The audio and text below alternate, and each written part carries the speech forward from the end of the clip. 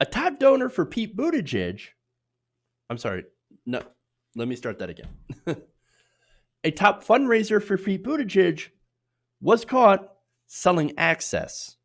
Now, this was according to some emails released by Axios, and they are damning. So now, this fundraiser, this bundler, who is called goes by the name HK Park. All right.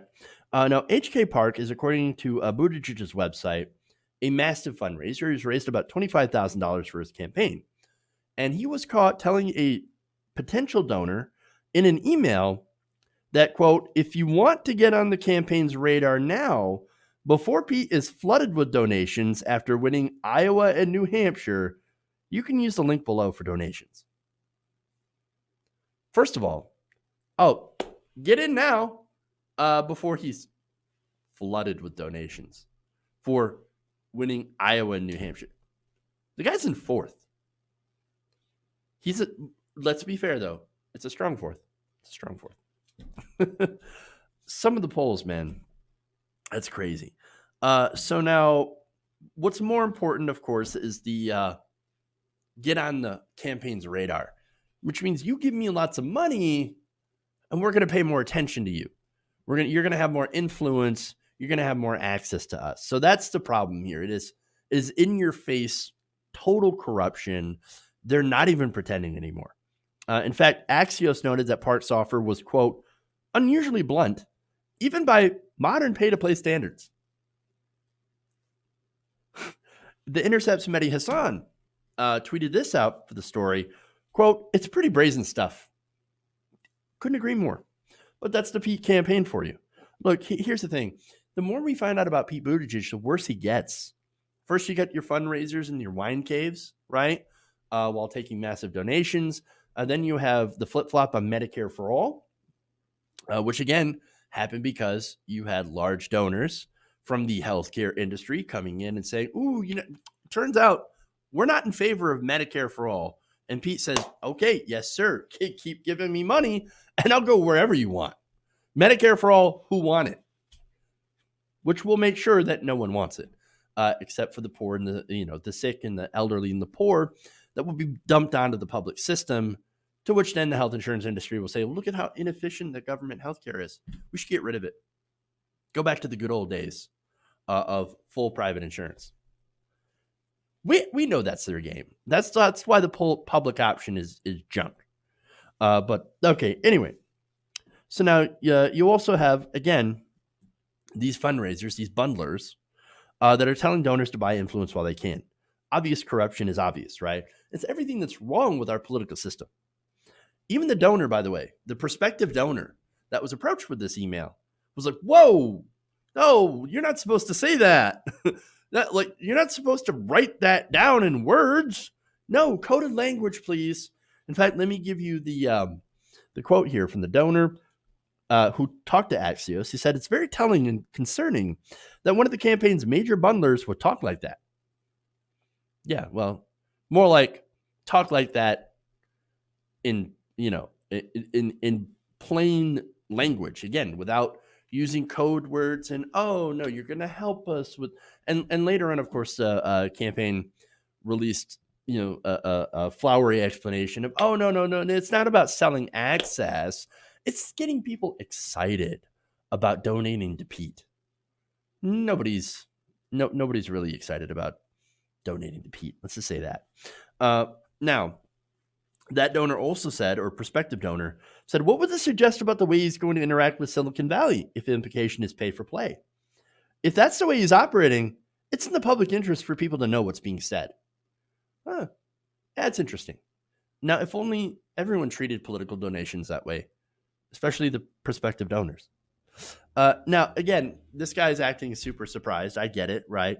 But really, isn't that what large donations are all about? Fundraisers are all about? I mean, seriously.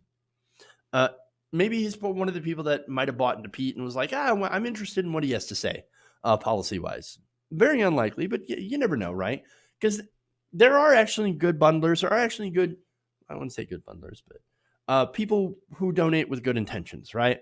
And I'm not saying everybody who donates to a politician has bad intentions. For example, You have a lot of people who maybe their pet issue is LGBT rights, right? Or, female reproductive rights. And so they'll give to a candidate that most appeals to that.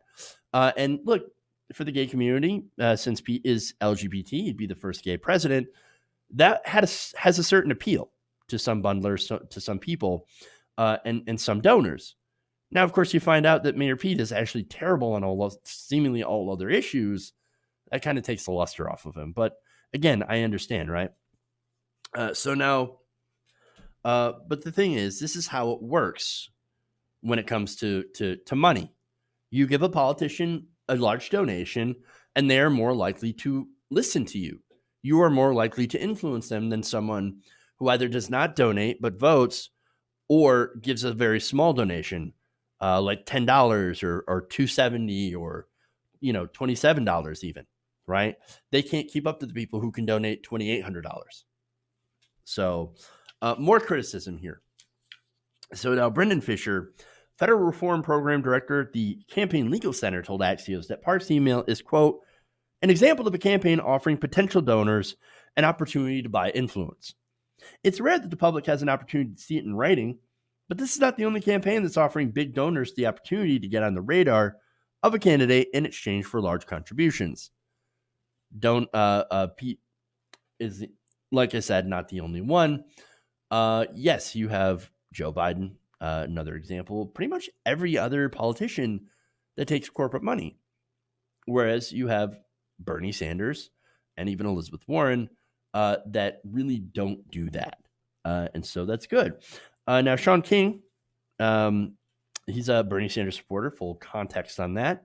But he tweeted, Pete's fat cat mega donors are telling each other that if you donate big money to his campaign, it gives you access and influence. And of course it does.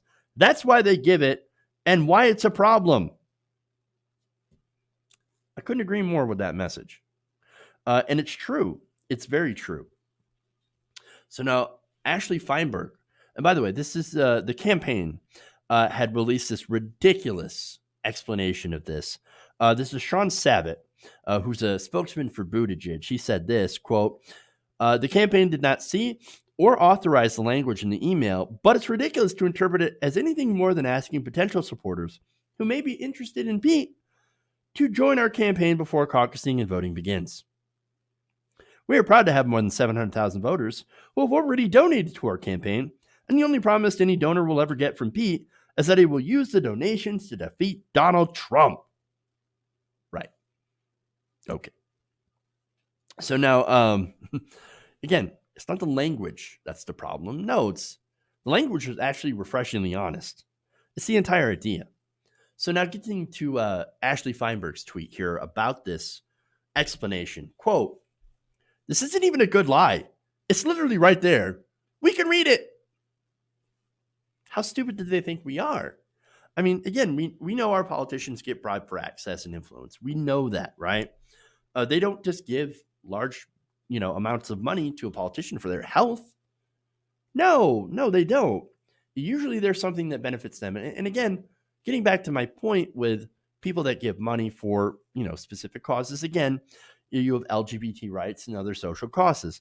That's fine. But for every one of those, there's somebody who is a big donor that owns a company that doesn't want to get regulated or wants to get deregulated, or owns a bank or a vulture capital company like Bain Capital, or a management consulting firm that generally goes in and tells these companies that you need to fire people and close off businesses and do all these things that are anti-worker. Those companies want the freedom to be able to do that, to fight against, to bust unions, etc. So for every good donation, there's a ton of potentially bad ones with bad motives. So really, the whole point, the whole way to stop that is to end the influence of money in politics. We should switch to public financing of elections, get the money out. Now, whether, whatever way you want to do it, give people a $100 voucher to use on a candidate that they choose. Whatever you want to do, it's got to be better than this system, as long as it makes sure that that we don't have private financing, because right now, private financing leads to private interests doing all the donations. So that's the problem. And public financing of elections and outlawing, banning the use of super PACs, and declaring that money is no longer free speech when it comes to financing elections. That's what we have to do to actually safeguard our democracy and really give the power back to the people. Hey guys, hopefully you enjoyed that free video. Now I'm going to have to ask you a favor. Between the demonetization and the YouTube algorithm messing around with view counts, etc., we're having a hard time adjusting to the new YouTube reality, which is where you guys come in. See, we have a patreon.com/TYTNation set up to help us rely on you guys, the viewers, instead of big corporate ads. Look, you know the show. You know I'm not in favor of big corporations anyway. So help us transition away from relying on the ad model to pay the bills and sign up to be a patron, patreon.com/TYTNation. That goes a long way to help us keep the lights on. And you guys will know that you're supporting independent, progressive media.